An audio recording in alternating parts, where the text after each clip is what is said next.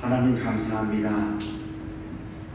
우리에게 예배할 수 있는 사람들과 좋은 장소와 함께 할 수 있는 공간을 주셔서 감사를 드립니다. 하나님, 이 시간 온전히 주님을 바라보는 거룩한 예배 시간으로 들어가기를 소망합니다. 성령 하나님께서 우리 모두의 마음의 문을 열게 하시고 오롯이 하나님께 집중할 수 있는 그런 거룩한 예배 시간 되게 하여 주시옵소서. 이 시간에도 예배를 드리고 있는 많은 하나님의 교회들과 또 하나님의 백성들이 모이는 그곳마다 성령 하나님 동일하게 역사해 주셔서 모든 곳에서 하나님께만 영광 올려드리는 그런 예배 시간 되게 하여 주시옵소서. 예배를 마칠 때까지 우리 마음이 하나님께로 온전히 집중할 수 있는 거룩한 예배 시간 되게 하여 주시옵소서. 예수님의 이름으로 기도드렸습니다. 아멘. 다 같이 자리에 일어서시고요, 5장으로 찬송을 드리겠습니다.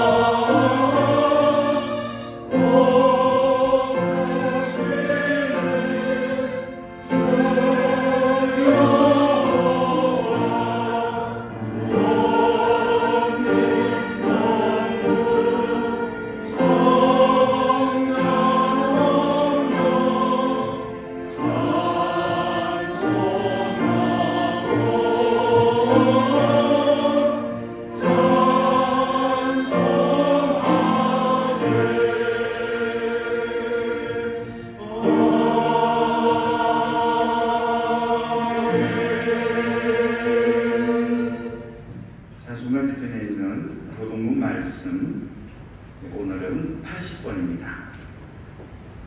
고린도후서 4장 말씀을 한 절씩 교독하도록 하겠습니다. 우리가 이 보배를 질그릇에 가졌으니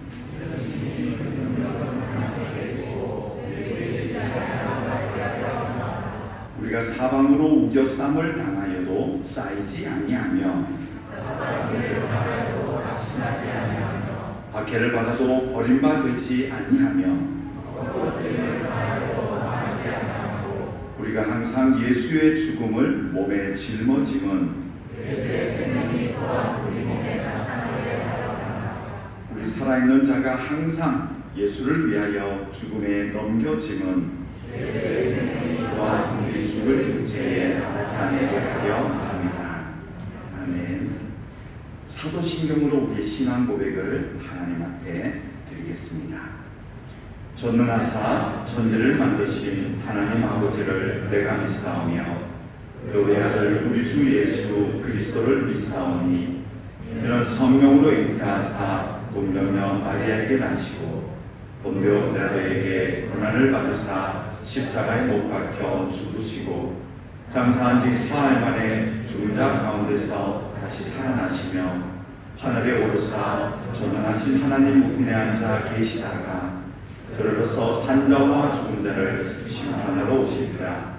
성령을 믿사오며 거룩한 공예와 성도가 서로 교통하는 것과 죄를 사하여 주시는 것과 몸이 다시 사는 것과 영원히 사는 것을 믿사옵나이다. 아멘. 같이 자리에 앉으시고요, 찬송가는 20장입니다.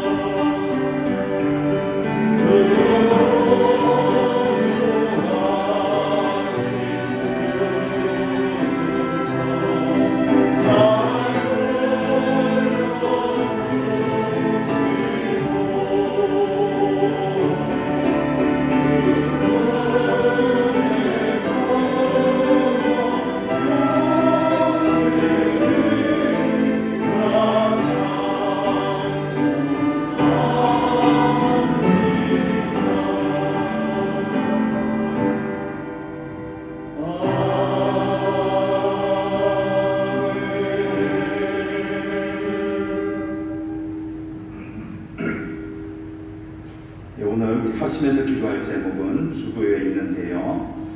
이 땅에 있는 많은 한인 성산들을 위하여서 또 그들의 사역과 또 가정들을 위해서 여러분 기억해 주시고요. 함께 기도해 주시고요. 또 저희 교회 주보에 나와 있는 우리 성사님들, 현역 성사님들 계시죠? 또 여러분 사역 따라서 또 분야 따라서 열심히 일하고 계신데요. 우리 성사님들을 위해서 오늘도 기도해 주시고 또 이 한 주간도 여러분 기도를 좀 부탁을 드리겠습니다. 이 시간 우리 한인 성사님들 위하여서 특별히 저희 교회에서 협력하고 있는 많은 성사님들 위하여서 함께 기도하고요. 이범수 집사님 올라오셔서 마무리 기도해 주시겠습니다. 함께 기도하겠습니다. 하나님 감사합니다. 이 땅에 많은 한인 성사님들 열심히 헌신하며 이 땅에 보여주시고 감사합니다. 하나님 여러 가지 일들로 또 분야와 또 사역으로 곳곳에서 열심히 나서고 있는 한인 성사님들 하나님 그들의 모든 헌신과 수고를 기억해 주셔서 그곳에서 하나님의 사람들로 소중하게 쓰이는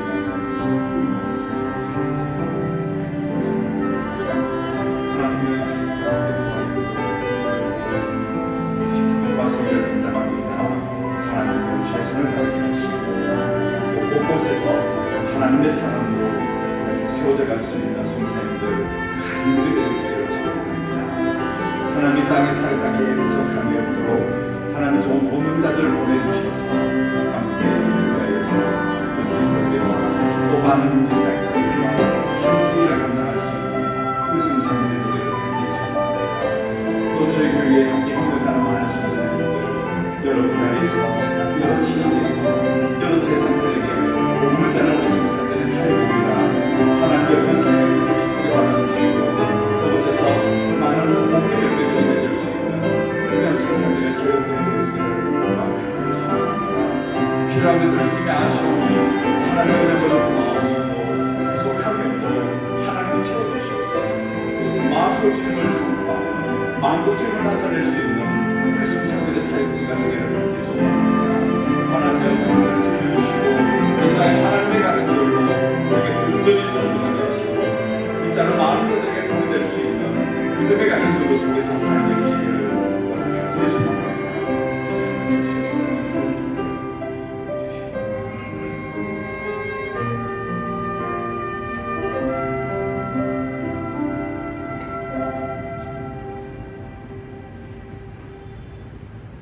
사랑이 많으신 아버지 하나님 감사합니다. 죽을 수밖에 없던 우리에게 영원한 생명을 주셔서 매일매일의 지친 삶 가운데서도 천국의 소망을 품고 살아갈 수 있는 은혜 주심을 감사드립니다.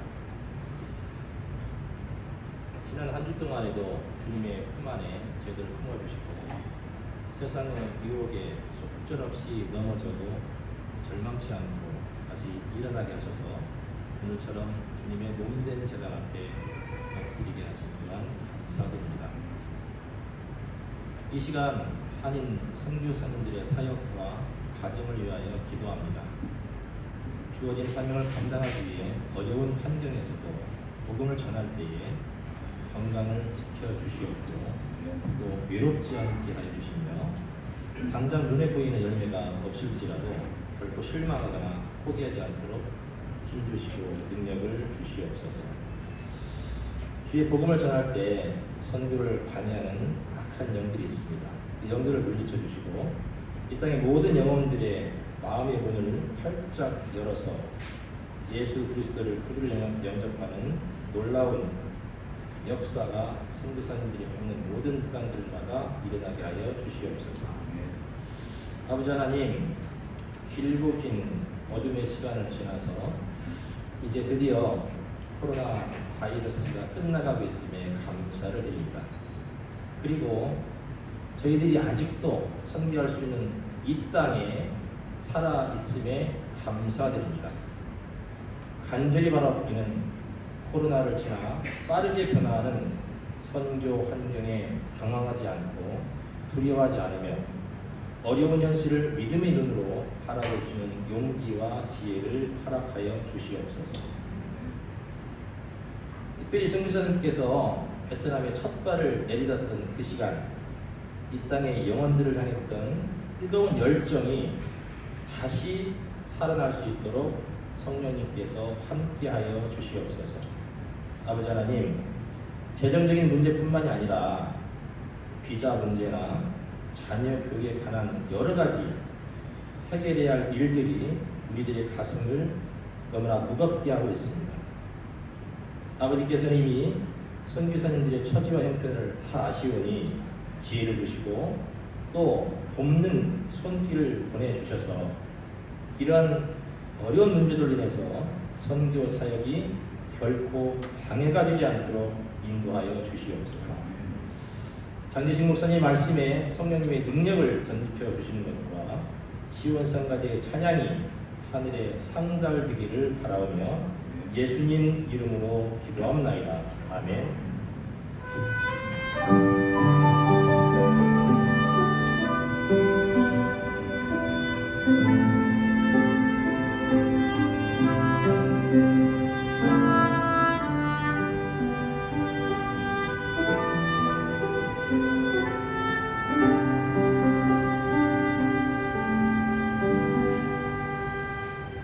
오늘 성경 말씀은 신약성경 마태복음입니다.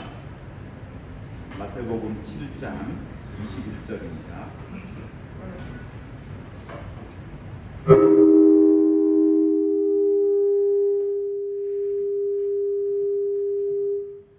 마태복음 7장 21절입니다. 마태복음 7장 21절부터요 27절까지 말씀만 보겠습니다. 신약성경 마태복음 7장 21절부터 27절까지 말씀을 한 목소리로 함께 읽겠습니다. 나더러 주여 주여 하는 자마다 다 천국에 들어갈 것이 아니요 다만 하늘에 계신 내 아버지의 뜻대로 행하는 자라야 들어가리라. 그날에 많은 사람이 나더러 이르되 주여 주여 우리가 주의 이름으로 선지자 노릇하며 주의 이름으로 귀신을 쫓아내며 주의 이름으로 많은 권능을 행하지 아니하였나이까 하리니 그때 내가 그들에게 밝히 말하되 내가 너희를 도무지 알지 못하니 불법을 행하는 자들아 내게서 떠나가라 하리라. 그러므로 누구든지 나의 이 말을 듣고 행하는 자는 그 집을 반석 위에 지은 지혜로운 사람 같으리니 비가 내리고 창수가 나고 바람이 불어 그 집에 부딪히되 무너지지 아니하나니 이는 주추를 반석 위에 놓은 까닭이요 나의 이 말을 듣고 행하지 아니하는 자는 그 집을 모래 위에 지은 어리석은 사람 같으리니 비가 내리고 창수가 나고 바람이 불어 그 집에 부딪힘에 무너져 그 무너짐이 심하리라. 아멘. 시온 성가대의 찬양이 있겠습니다.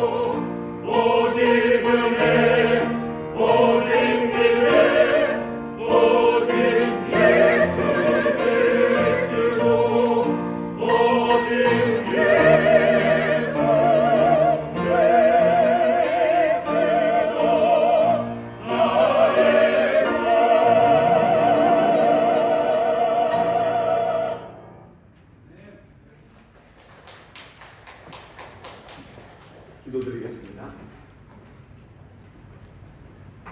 하나님, 성가대원들이 예수 그리스도를 노래하며 감사하며 고백하며 찬송을 드렸습니다.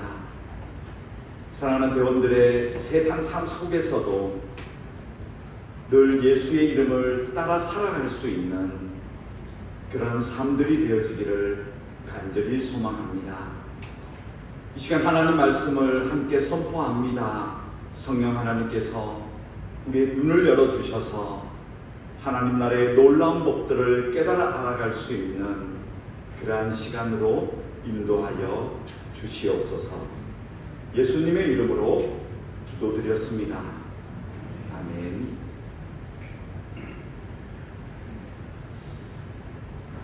네, 제가 십계명에 대한 말씀을 정리를 해드렸습니다. 근데 이 십계명은 크게 두 가지 기준이 있다라고 말씀드렸습니다.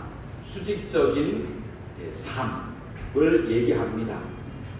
그것은 철저하게 주관적인 하나님이 아닌 하나님으로부터 우리에게 전해주신 말씀을 따라서 이해하고 동의하고 그 말씀을 우리에게 적용해야 된다 말씀을 드렸습니다.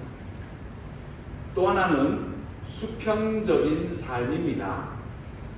이 수평적인 삶은 사람들과의 관계성에서 하나님이 우리에게 만들어주신 여러 가지 사회 제도 그리고 가정, 우리의 삶의 역할들을 해나가야 된다, 이렇게 말씀을 드렸습니다. 이 두 가지가 중심이 맞을 때 하나님이 어떻게 쓰신다고요? 세계 속으로 집어넣으신다. 그래서 세계 속에 들어가서 이 균형 있는 삶을 살아갈 때 그런 삶을 통하여 사람들에게 하나님의 나라가 전파되게 해놓으셨다. 그것이 예수님께서는 가라 이제 제자들을 세상으로 보내셨습니다. 사도 바울은 하나님의 뜻은 세상 모든 사람이 구원을 받는 것이다, 그렇게 이 하나님의 마음을 이해하고 가르쳤습니다. 근데 하나님께서 이제 세상으로 들어가야 되는 하나님의 백성들에게 이 십계명 플러스 여러 가지 율법과 계명들을 주셨을 때 그것은 세상에 들어가기 직전인 시내산에서 이 말씀을 주신 겁니다. 그리고 이 말씀을 받은 하나님의 백성들이 이제 세상 한가운데로 들어가게 되어 있었습니다. 그리고 거기에서 만나는 여러 종족들과 여러 민족들 앞에 하나님의 사람들이 하나님의 삶을 선포해 주었다는 겁니다. 이 구조가 출애굽기 구조입니다. 그런데 이 구조를 똑같이 볼 수 있는 곳이 바로 마태복음입니다. 이 마태복음에 보면 처음에 어떤 기록이 나오나요? 예수님의 족보 이야기가 나오죠.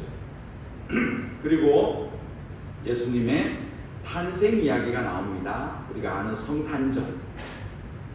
그리고 예수님께서 본격적으로 세상에 오셔서 이제 복음을 선포하기 시작했을 때 나타난 이야기가 마태복음 5장입니다.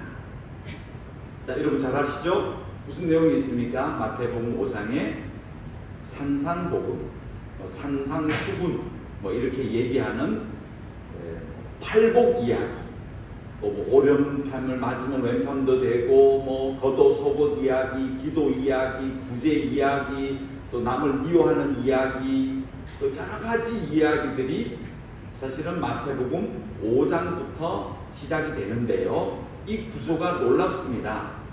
왜냐하면 이제 예수님께서 선포하는 이 말씀을 통하여서 예수님이 이 땅에 오셔서 2000년 전에 실제적으로 하셨던 것은 제자들을 세우는 것이었습니다.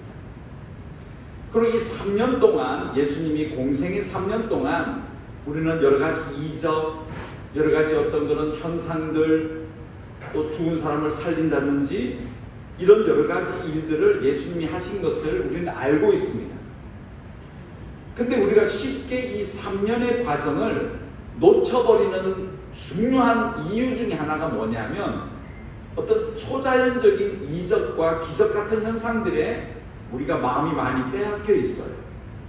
물론 놀랍고 감사하고 위대할 수 있습니다. 근데 이 3년을 가만히 들여다보면 예수님께서 이 3년 동안 무엇을 하셨냐 하면요, 그게 바로 마태복음 28장 마지막에 나오는 그 구절로 말미암아 3년의 과정을 설명해 주고 있는 겁니다. 그것이 바로 무엇인가요? 제자들을 보내는 일이 나옵니다. 그래서 너희는 가서 어디로 가라는 거예요? 모든 민족에게 세계 속으로 들어가라. 그리고 뭘 해야 되죠? 아버지와 아들과 성령의 이름으로 세례를 베풀고 내가 너에게 분부한 모든 것을 가르치고 지키게 해주어라. 끝나지 않았죠? 볼지어다 내가 세상 끝날까지 너희와 항상 함께 하겠다. 이 성령의 역사를 약속하셨다는 거예요. 이 구절에 예수님의 3년의 삶의 목적이 들어있습니다. 그것은 바로 제자를 키워낸 겁니다. 그리고 그 제자들이 어디로 이제 갈 것이다? 세상 가운데 들어갈 것이다. 그리고 가서 무엇을 가르쳐야 되죠? 내가 너희들에게 분부하고 가르치고 지키게 했던, 그럼 3년 동안 예수님이 지금 세상 한가운데를 가야 되는 제자들에게 무엇을 하셨겠습니까? 내가 너희에게 분부하고 가르치고 지키게 했던 것 무엇일까요? 누가복음과 마가복음에서는 무엇이라고 얘기하죠? 제자들이 우리가 3년 동안 뭘 배웠다? 하나님의 성경을 배웠다. 모세의 글로부터 시작해서 시편과 모든 역사서, 시가서, 선지서를 우리가 다 배웠다. 그렇게 얘기하고 있죠. 즉 3년 동안 하나님의 말씀을 배우게 하셨고, 그 다음에 세상으로 들여 보내시는 이 구조가 어디선가 낯이 익습니다. 바로 시내산의 구조와 같다는 겁니다. 그래서 시내산에서의 하나님의 율법과 계명의 말씀의 구조와 그 계명과 말씀을 들은 다음에 이제 세상 속으로 에돔 족속부터 모압 족속, 아모리 족속, 가나안의 7 족속에게 들어가야 되는 이 이스라엘 백성에게 말씀하셨던 그 구조가 이제 신약 성경의 예수님으로 말미암아 다시 한번 똑같은 패턴으로 말씀을 하고 계신 겁니다. 즉 3년 동안 시내산에서도요 약 1년을 머물러요. 1년 동안 그러면 뭐 했을까요? 야영 생활? 그냥 바비큐 해먹고 캠파이어하고 논 게 아닙니다. 왜 1년을 있었을까요? 그 시내산에 하나님께서 1년 동안 뭘 하셨다? 율법과 계명을 상세하게 설명해 주신 겁니다. 그리고 신약 성경 때 예수님도 이 3년 동안 제자들에게 하나님의 율법과 계명을 풀어주셨다는 거예요. 그럼 목적이 무엇입니까? 2가지의 삶을 제자들에게 가르치기 위해서라는 거죠. 이것은 구약 때나 신약 때나 변하지 않습니다. 지금도 하나님의 나라는 여러분과 저의 입으로, 우리의 삶으로 이 세상에 선포되어지게 만들어 놓았습니다. 그러므로 구약 이 십계명을 주셨던 그 하나님의 목적의 삶, 수직과 수평의 삶이 이 복음서, 예수님이 이 땅에 오셔서도 똑같은 구조로 말씀하셨다는 거예요. 우선 이것을 여러분들이 머릿속에 딱 전제하셔야 돼요. 그래야지 이 예수님의 사복음서를 풀어내는 열쇠가 됩니다. 구약 때는 이렇게 얘기하셨고 신약 때는 이렇게 얘기하신 하나님이 아니에요. 그 구약의 구조가 신약 성경에 그대로 재편돼서 반복되어지고 있습니다. 그런데 무엇이 바뀌었느냐? 크로노스가 바뀐 겁니다. 시간이 바뀐 겁니다. 역사가 바뀌었습니다.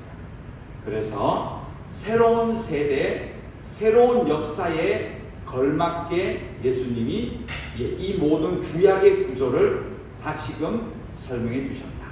이렇게 볼 수가 있습니다.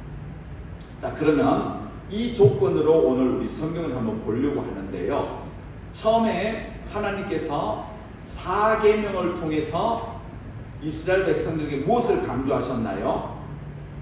우리가 수직적인 신앙의 삶을 세워나가기 위해서는 철저하게 무엇을 기준으로 해야 된다고요?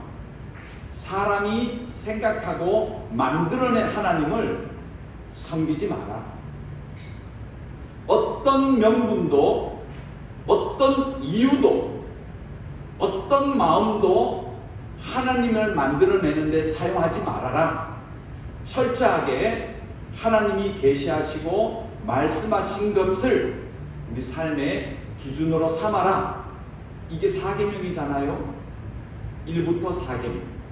그래서 뭐 절에 가지 마라, 뭐 이거 만들지 마라, 그게 아니라 그랬죠. 그런 유치한 계명이 아닙니다. 그 계명은 굉장히 고난이도의 계명인데 그것은 바로 객관적인 하나님을 바라보고 베트남 사람들이 생각하고 신앙하는 하나님과 여러분과 우리가 제가 생각하는 하나님이 같아야 됩니다. 교회마다 다른 하나님, 교파마다 다른 하나님, 나라마다 다른 하나님은 잘못 해석을 해내고 있는 겁니다. 하나님은 절대적으로 그분의 계시는 사람에게 동일하게 역사하기 때문에 똑같습니다. 자, 그래서 예수님이 이 비유를 하나 듭니다. 마태복음 7장 21절. 앞에도 있고요. 여러분 성경 열어서 보시면 좋겠습니다. 같이 읽어볼까요? 나더러 주여 주여 하는 자마다 다 천국에 들어갈 것이 아니요 다만 하늘에 계신 내 아버지의 뜻대로 행하는 자라야 들어가리라. 자, 여기 보세요. 예수님께서 하신 말씀이에요. 이렇게 표현하세요. 나더러 주여 주여 입을 열어서 주님이라고 표현하는 게 있다. 그런데 그 조건이 하나님 나라 조건하고 안 맞을 수 있다. 자, 중요한 얘기죠. 그 다음에 어떤 사람이 그럼 하나님 나라와 맞다고요? 그 다음 구절이 뭐가 되어 있죠? 다만 하늘에 계신 내 아버지의 뜻대로 행하는 자라야 천국하고 이게 맞다. 수직적으로 연결이 되어진다라고 예수님이 얘기하시는 거예요. 지금 이 구절만 보면 모양새가 나쁘지 않아요. 주여 주여 예배하고 찬송하고 헌금을 드리고 빠지지 않고 신앙생활 하는 것 같은데 조심해라. 그 가운데 하나님하고 수직적으로 연결되지 않을 수도 있다는 거예요. 자, 그래서 철저하게 수직적으로 연결되기 위해서는 뭐가 필요한 겁니까? 하나님의 뜻을 우리가 알고 깨달아야 된다. 그 다음에 움직여야 된다. 우리 행함의 기준이 하나님의 말씀으로부터 시작이 되어져야 된다 라고 하고 계신다는 거예요. 더 쉽게 풀어주기 위해서 예수님은 그 다음 구절을 쓰세요. 그거 볼까요? 22절 읽습니다. 굉장히 중요한 22절 읽습니다. 그날에 많은 사람이 나더러 이르되 주여 주여 우리가 주의 이름으로 선지자 노릇하며 주의 이름으로 귀신을 쫓아내며 주의 이름으로 많은 권능을 행하지 아니하였나이까 하겠다. 별로 유쾌하지 않은 예수님의 말씀이에요. 뭐라고요? 그날에 많은 사람. 하나님은 지금도 사람의 성향을 아세요. 우리는 조금만 형통하게 되면 윤택해지고 배가 불러지면 쉽게 뭘 한다고요? 하나님을 잊어버린다. 그리고 그 윤택함과 그 배부름을 유지하고 더 가지기 위해서 그때부터는 내가 만든 하나님을 세우기 시작합니다. 하나님, 내가 당신 앞에 11조 하잖아요. 내가 예배 빠지지 않잖아요. 내가 기도하잖아요. 내가 잘하잖아요. 맞지 않을 수 있다는 거예요. 그날에 많은 사람이 주님, 내가 주님의 이름으로 일했습니다. 주님의 이름을 넣어서 예배를 드렸고 주님의 이름을 넣어서 봉사도 했습니다. 주님의 이름 앞에 선지자 노릇했다. 뭐죠? 하나님 말씀을 선포하고 또 믿지 않는 자에게 나누어도 줘봤습니다. 전도지도 줘봤습니다. 선교도 했습니다. 복음도 전해봤습니다. 그런데 예수님께서 뭐라고 하시죠? 23절 읽어볼까요? 23절이요. 그때 내가 그들에게 밝히 말하되 내가 너희를 도무지 알지 못한다. 불법을 행하는 자들아 내게서 떠나가라 하겠다. 자, 이 구절을 잘 한번 유심히 한번 분석해 보세요. 하나님 측면과 사람 측면을 나눠서 생각해 보세요.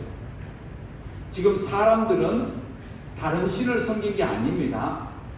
신의 산에서 금송아지 만들었을 때 뭐라고 했다고요? 금송아지다라고 하지 않았어요. 뭐라고요? 엘로힘이다 그랬죠. 우리의 하나님이다 그렇게 얘기했어요. 소를 섬긴 게 아니라 그랬잖아요. 이 부류의 사람들은 주님의 이름으로 살았습니다. 주님의 이름으로 신앙생활 했습니다 라고 했다는 거예요. 그런데 하나님 입장에서는 지금 무엇이 문제라고 얘기하는 거죠? 너희 그 행동이 나쁘다, 못됐어, 이렇게 얘기하지 않고 지금 뭐가 문제라는 거죠? 내가 너희들을 뭐 하지 못한다. 무슨 표현 쓰고 있죠? 도무지 모르겠다, 안면이 없다. 우리가 너와 내가 초면이다. 네가 무슨 말을 하는지 처음 보는 사람인데 누구세요? 누구? 이렇게 된 거예요. 그 표현이에요. 실컷 우리는 하나님, 예수님 이렇게 나갔는데 예수님은 누구? 이렇게 됐다는 거예요. 도무지 알지 못한다라는 표현을 썼죠. 예수님께서 알지 못한다. 이 표현은 굉장히 놀라운 의미가 있죠. 호세아 6장 3절. 찬송할까요? 혹시 없나요? 있죠. 찬송은 이따 하고. 네. 자, 보십시오. 호세아 6장 3절에 이 표현이 있어요. 뭐라고 하죠? 그러므로 우리가 여호와를 알자, 힘써 여호와를 알자, 그렇죠?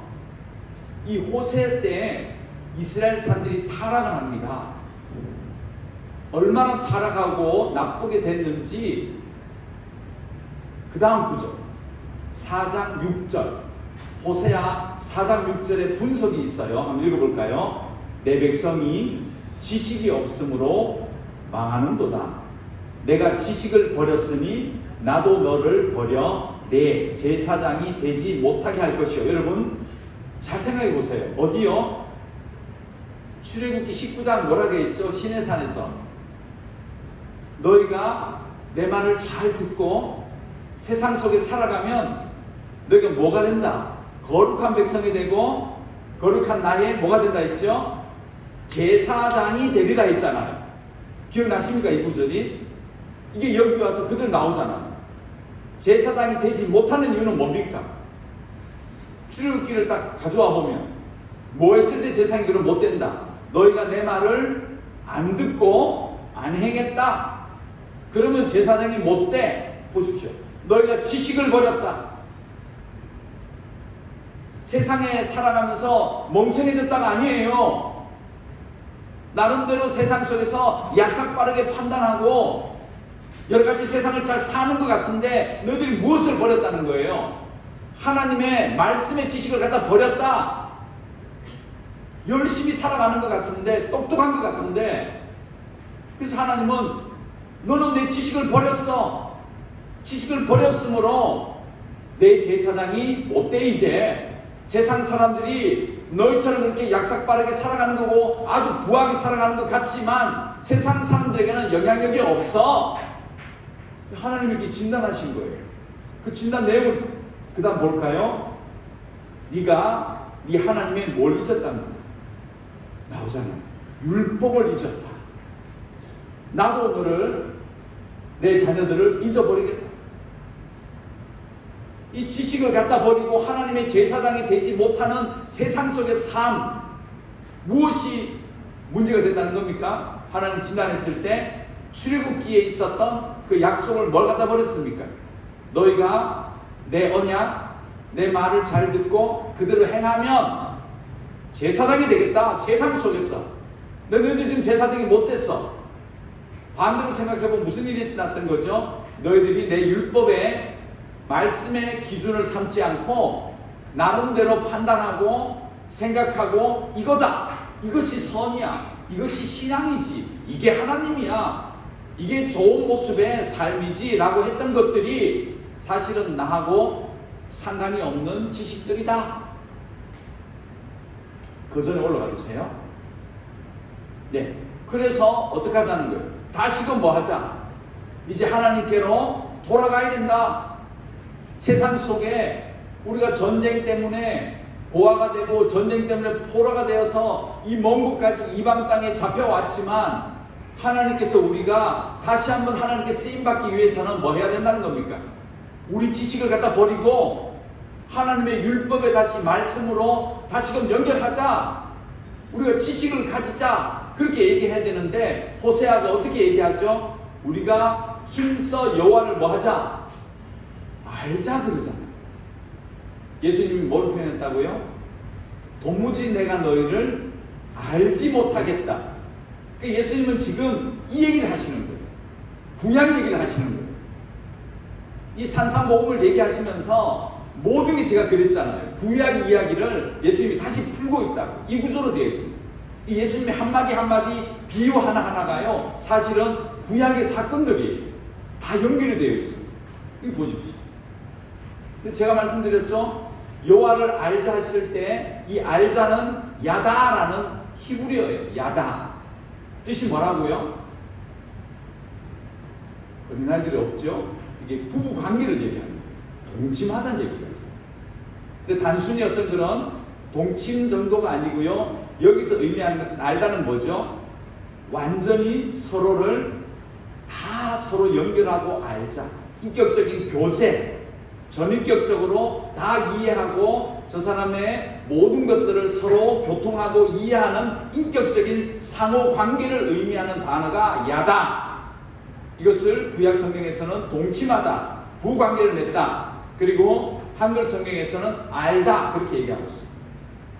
즉 하나님과 사람이 뭘 해야 된다는 것이죠? 인격적으로 주고받음이 있어야 된다.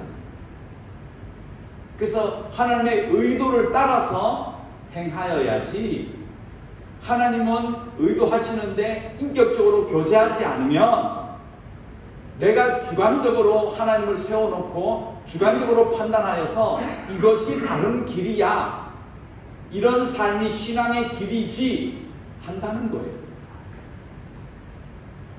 그런 삶을 살면 우리는 하나님을 아는데 하나님하고 관계가 없다는 거죠.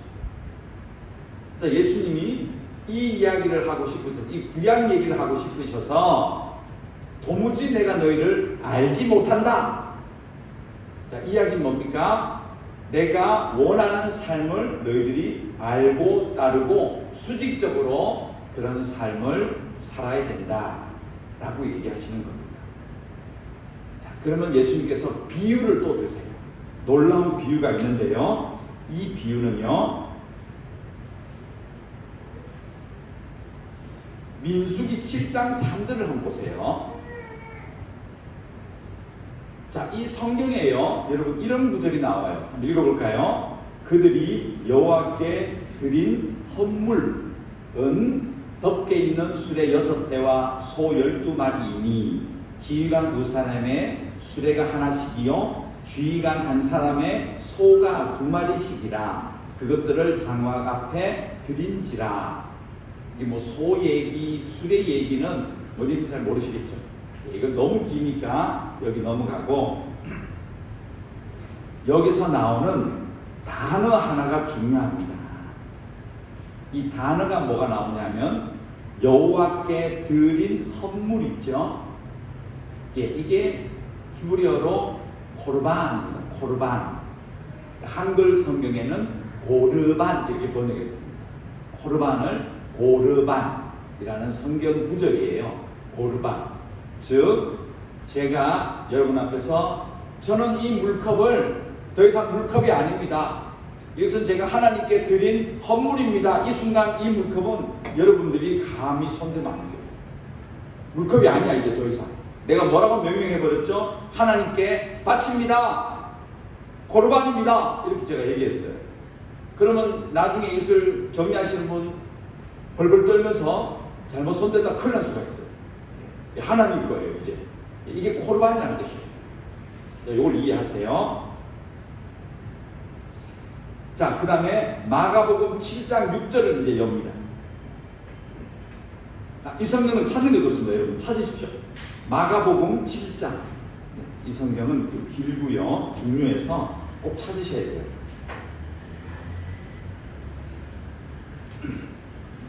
꼭 찾으세요. 마가복음 7장을 여십시오.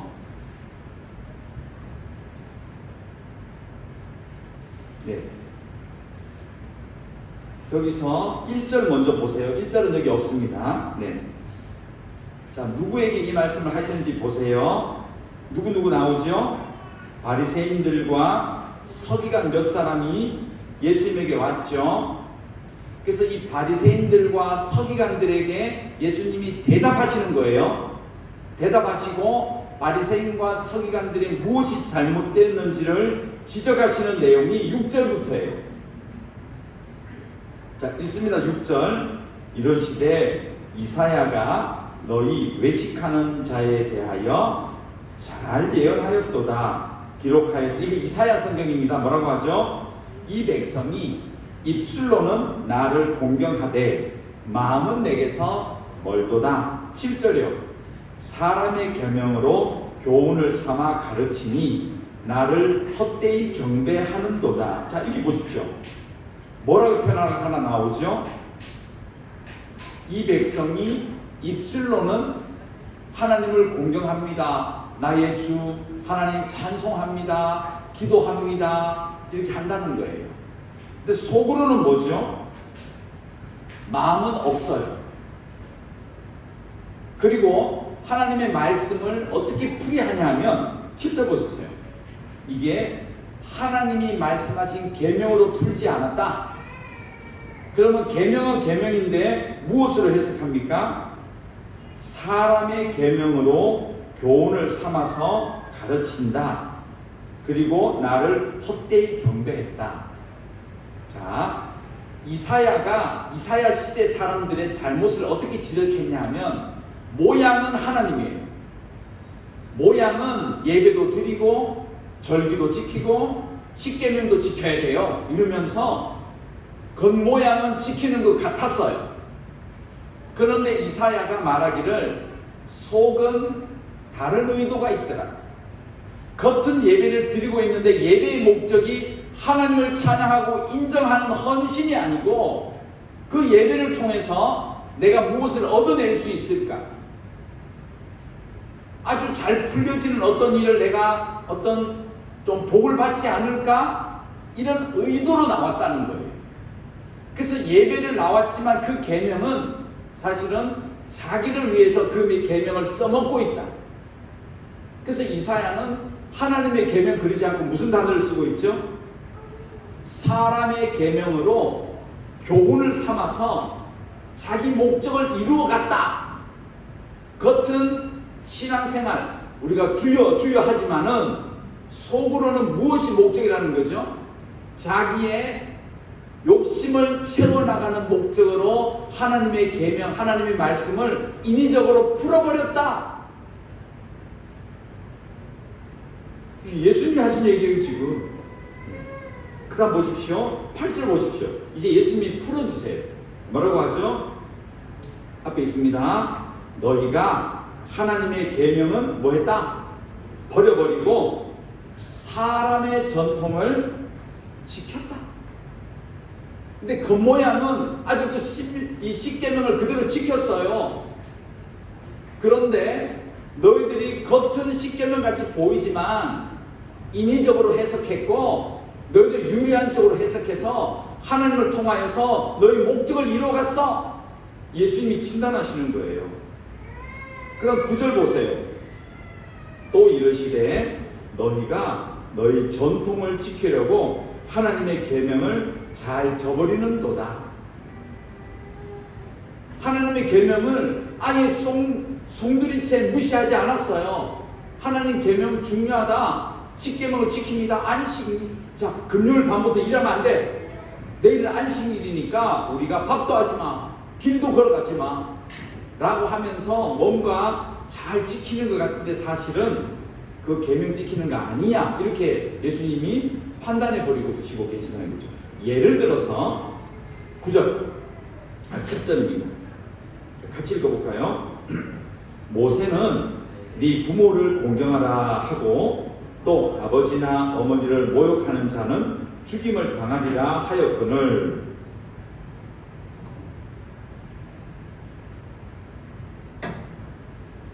제가 좀 전에 말씀드렸죠. 십계명을 지켰다니까요.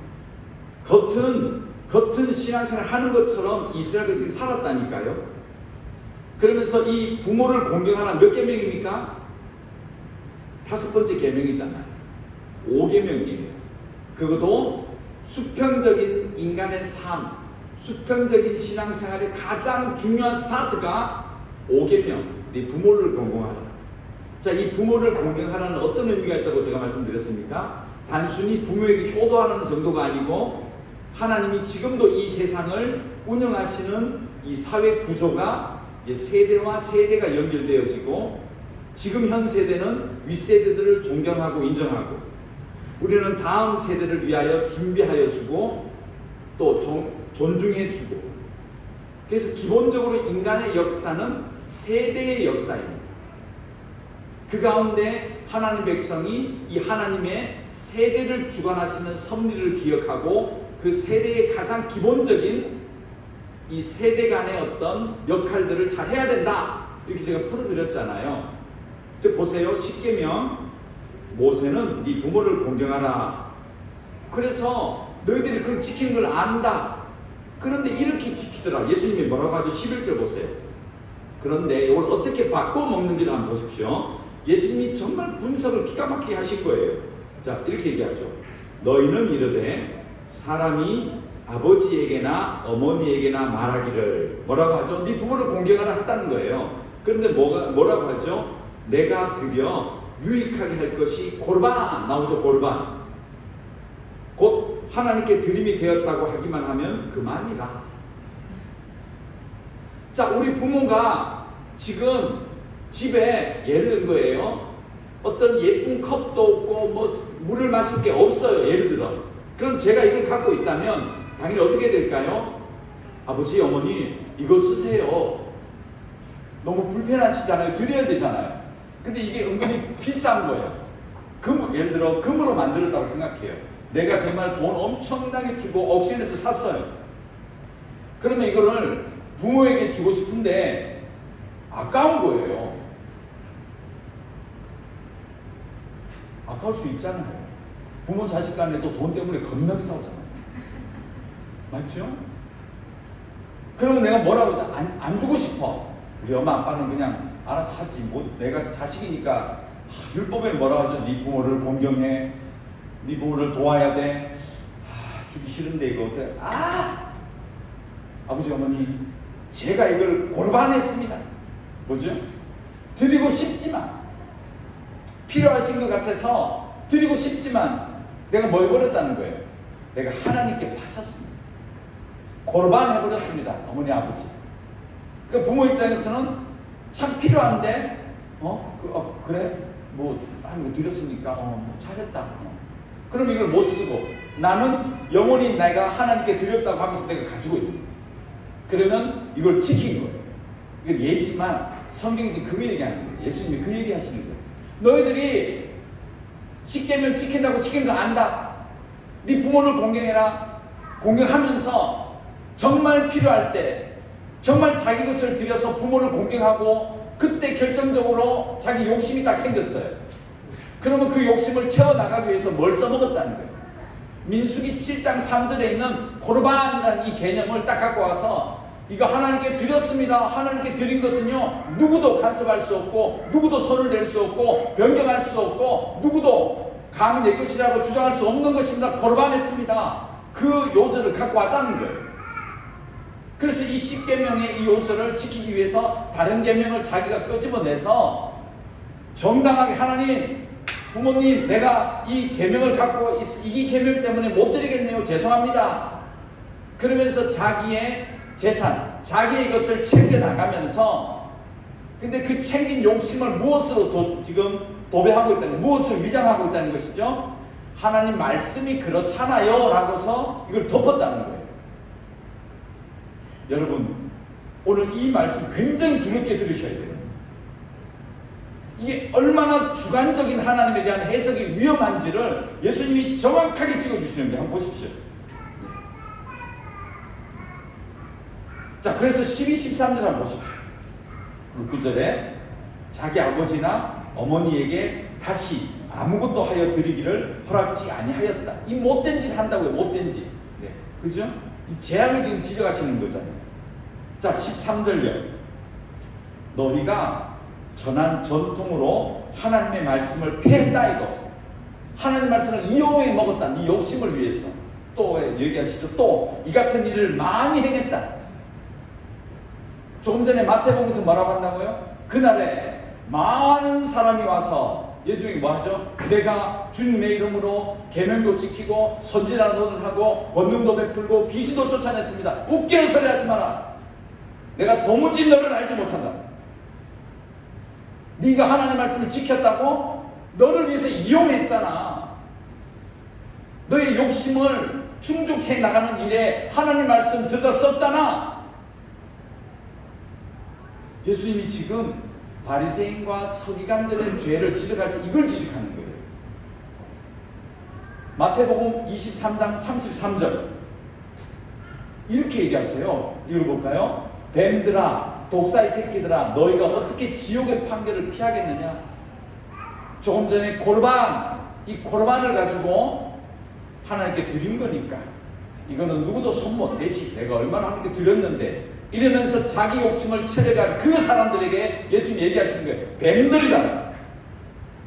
독사의 새끼들아. 자, 이건 또 어디로 가면 이게 풀려요? 하나님 말씀을 누가 변개해버렸죠? 에덴 동산 얘기가 딱 떠오르잖아요. 사탄이 뱀에게 들어가서 뭐라고 얘기하죠? 하나님 이렇게 얘기했어? 아니야, 그 말씀은 너 잘 될까봐 그런 거야. 하나님의 의도는 이거야 라면서 사탄이 사람을 어떻게 무너뜨렸죠? 하나님 말씀으로 무너뜨렸어요.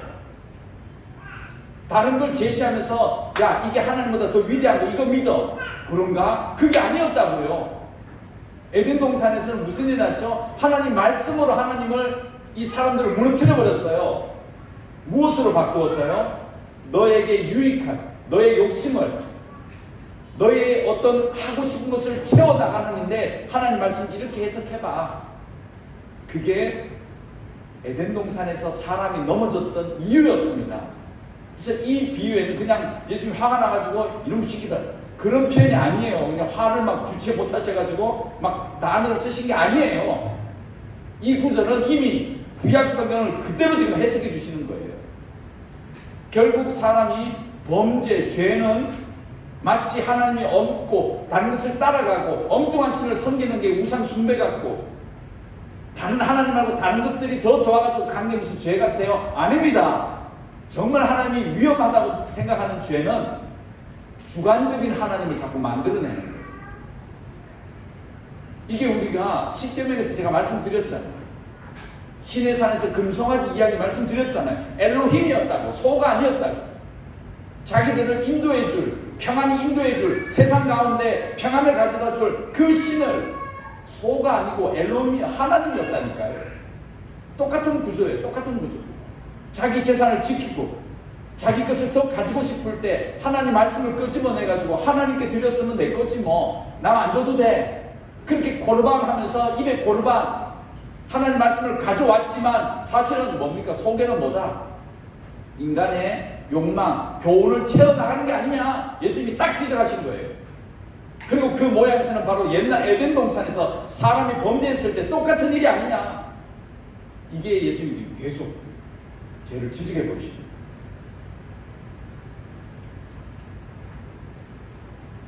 자, 말씀 정리합니다. 마태복음 7장 24절. 여러분, 그래서 이 구절을 여러분 이렇게 해석했어요. 우리가 행함이 있어야 됩니다. 행하지 않으면 뭐 모래 위에 지은 집, 그 얘기 아니에요. 이거 예수님이 그 얘기 하시는 거 아니에요. 보세요. 읽어볼까요? 24절. 그러므로 누구든지 나의 이 말을 듣고 행하는 자예요. 행하고 안 행한다가 아니에요. 26절. 나의 이 말을 듣고 행하라. 그죠? 그런데 22절 바로 밑에 있습니다. 여기 보세요. 이 사람들 지금 예수님이 이 죄, 난 너희들 몰라. 이 죄인들 보세요. 행하지 않는 사람들입니까? 보십시오. 이 구절 한번 보세요. 그날에 많은 사람이 와서 뭐 했다는 거예요? 내가 열심히 생했어요, 하나님. 나 그렇게 살았어요. 보십시오. 많은 권능을 행하고 귀신을 쫓아내고 선지자 노릇하며 열심히 살았는데요, 하나님.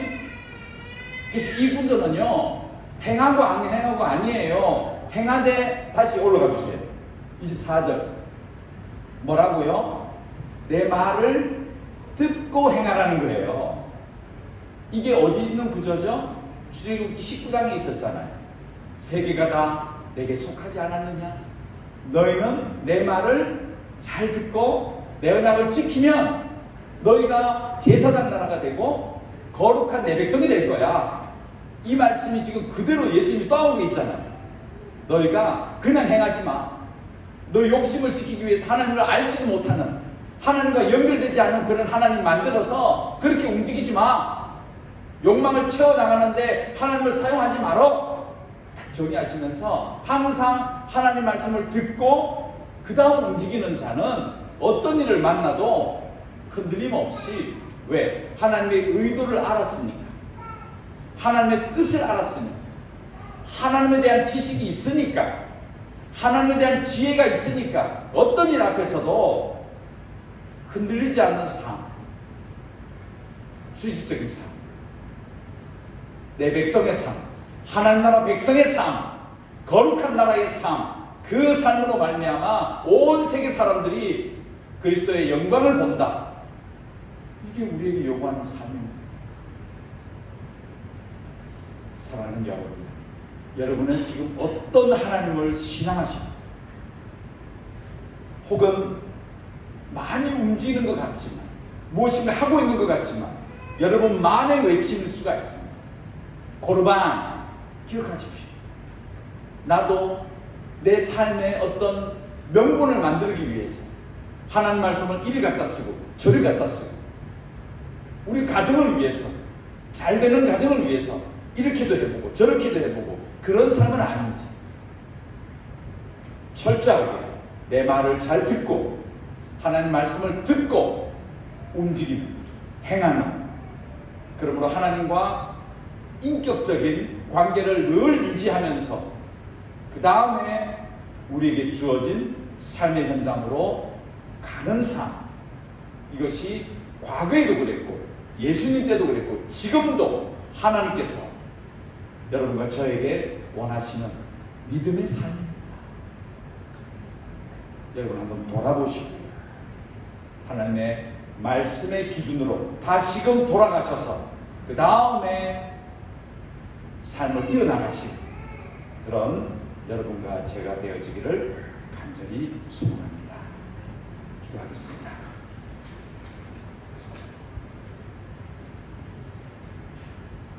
하나님 감사합니다. 오늘도 예수님의 말씀으로 저희를 깨워주심을 감사합니다. 철저하게 하나님과 인격적인 관계를 맺어나가며 하나님의 말씀의 기준에 우리의 삶을 조절할 수 있는 그런 객관적인 하나님을 지향하는 우리 모든 성도들의 믿음 생활 되게 하여 주시옵소서. 예수님의 이름으로 기도드렸습니다. 아멘. 찬송을 드리겠습니다. 546장입니다.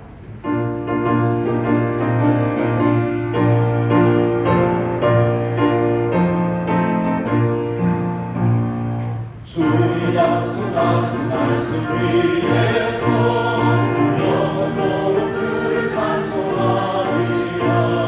소리 높여 주께 영광 돌리며 약속 믿고 굳게 서리라. 주께서